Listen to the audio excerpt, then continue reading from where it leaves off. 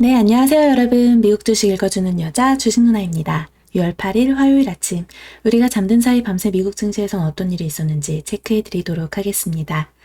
이날 뉴욕 증시는 고점 부담에 따른 차익 실현 매물이 출회된 가운데 소비자 물가 지수, CPI 발표 등을 앞두고 관망세가 커지면서 혼조세로 장을 마감했습니다. 다우지수 마이너스 0.36% 하락했고, 그리고 S&P 500 지수는 마이너스 0.08% 하락을 했는데요. 그에 반면에 기술주 중심의 나스닥 지수는 플러스 0.49% 상승하는 흐름이 나타났습니다. 지난주 금요일 발표된 5월 고용 보고서가 시장 예상치를 하회하면서 페드의 긴축 우려가 완화된 점이 연일 긍정적으로 작용했는데요. 그러나 고점 부담에 따른 차익 실현 매물 등은 여전히 증시에서 부담으로 작용되었습니다. 아울러 오는 10일 발표되는 5월 소비자 물가 지수 등을 앞두고 투자자들의 관망 심리도 커지는 모습이죠. 한편 지난 주말 제닛 옐런 미 재무장관은 한 외신과의 인터뷰에서 미국의 확장적 재정 정책으로 인플레이션이 유발되고 또 이로 인해 금리가 오르더라도 이는 미국에 이로울 것이다 라고 발언했습니다.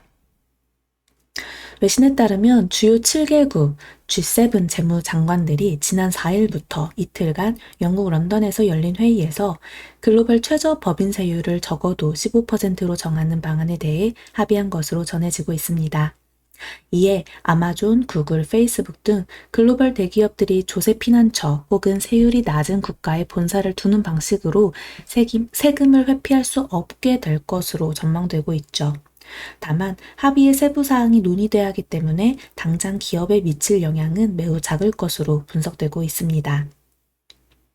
또 이날 발표된 경제 지표는 엇갈린 모습이었습니다. 페드는 미국의 4월 소비자 신용 는 전월 대비 186억 달러 증가했다고 발표했는데요. 이는 월스트리트 저널이 집계한 시장 예상치인 200억 달러 증가를 하회하는 수치였습니다. 연율로는 5.3% 증가한 거죠. 컨퍼런스 보드가 발표한 5월 고용 추세 지수는 107.35로 집계됐습니다.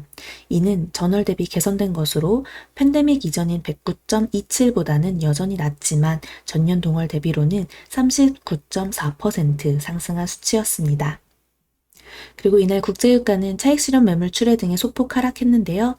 WTI 7월 인도분 가격은 전거래일보다 0.39달러, 마이너스 0.56% 하락한 69.23달러에 거래 마감되었습니다. 종목별로 한번 체크해 볼까요? 기술주, 우선 빵주라고 불리는 기술주들 약간의 엇갈린 흐름은 보였지만 전체적으로 흐름 괜찮았습니다. 페이스북 같은 경우는요. 1.89% 상승하면서 52주 신고가를 경신했고 또 애플 같은 경우 0.01% 상승하면서 마감이 되었습니다. 또 이제 구글 같은 경우는요. 구글 디지털 광고 분야 반독점 관행과 관련해 프랑스 당국에 2억 7천만 달러가량의 벌금을 내는 데 합의했다고 합니다. 구글의 모기업 알파벳의 주가는 0.3%가량 올라서 마감이 되었습니다. 흐름 아직 매우 세고 괜찮죠? 그리고 또 아마존 같은 경우 아마존의 그 제프 베이조스 최고 경영자는요, 이날 자신이 세운 민간 우주 탐사 기업 블루 오리진의 첫 유인 캡슐을 타고 오는 7월 20일 우주로 갈 것이다라고 밝혔어요. 근데 아마존의 주가는 이제 0.2% 정도 이렇게 하락해서 마감이 됐는데 그래도 또 자리는 계속 만들어가고 있는 캔들 모습이 나오고 있네요. 넷플릭스도 약보합권에서 거래를 마감했습니다. 테슬라 같은 경우는 주가가 이제 회사가 고급 세단인 모델 S를 업그레이드한 모델 S 플레이드 플러스를 출시하지 않기로 했다는 소식에 장중 1% 넘게 하락했었는데 다행히 또 결국 1% 상승세로 마감을 했네요. 어제 눈에 띄었던 종목들은요. 이렇게 쭉 보면 이쪽 제약 쪽에서 바이오젠 38%나 넘게 급등을 했죠. 거의 미국 FDA가 18년 만에 알츠하이머병 신약을 승인했다라는 소식에 이렇게 급등을 했습니다. 또 밈주식 아시죠? 여러 번 좀 말씀드렸는데 어제는 또 게임스탑이 12.74% 오르고 블랙베리 13.78% 오르는 등 밈 종목들이 또 여전히 어제 강세를 기록했네요. 그리고 QTS 리얼티 트러스트는요, 21.18% 상승을 했는데 그 이유가 블랙스톤이 인수하기로 합의했다라는 소식에 급등을 했다고 하네요. 이렇게 또 최근 그냥 이렇게 흐름 보면요, 일단 이 경기 민감주들 조금씩 쉬어가는 모습은 나타나고 있는데 아직까지 큰 흐름에 크게 문제가 있다라고 볼 수는 없고요. 어제는 이쪽 연료전지 그리고 또 수소 니콜라 쪽에서 또 강한 흐름이 나타나고 우주 쪽 버진 갤럭틱도 괜찮은 흐름이 나타났네요.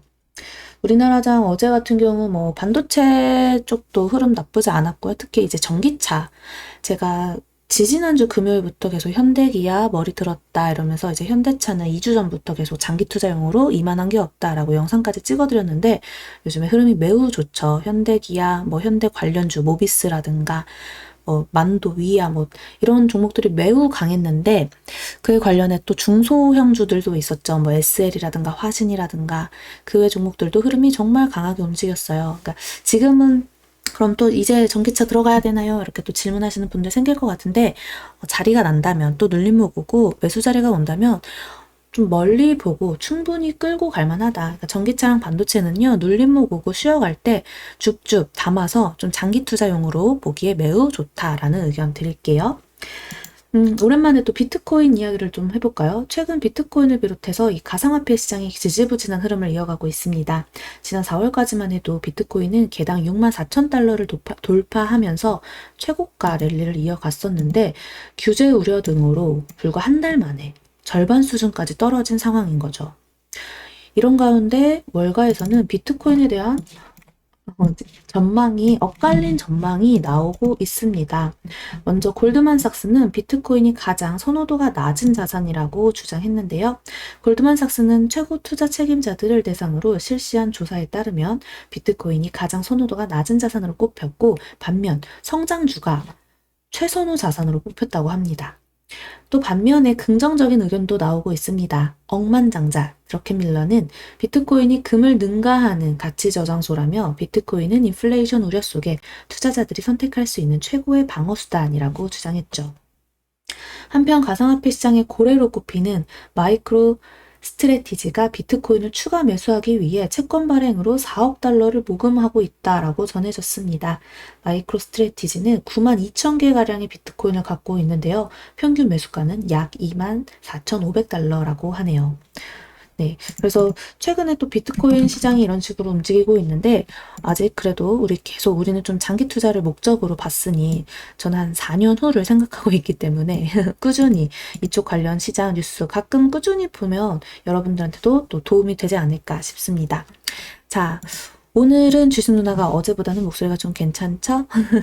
그래서 오늘은요, 꼭 12시 라이브 방송 휴방하지 않고 진행하려고 지금 약도 계속 열심히 먹고 있습니다. 우리 오늘 오랜만에 낮 12시 라이브 방송에서 만나서 시장 상황 체크도 하고 종목 체크도 하고 하면서 오늘은 어제보다 좋은 장이 되기를 기대해 보겠습니다. 그럼 오늘 미국 증시 마감 브리핑은 여기까지 할게요. 영상 재미있게 봐주신 분들 구독과 좋아요 그리고 알람 설정, 댓글도 많이 부탁드립니다. 이상 주식 알려주는 여자 주식 누나였습니다. 또 만나요.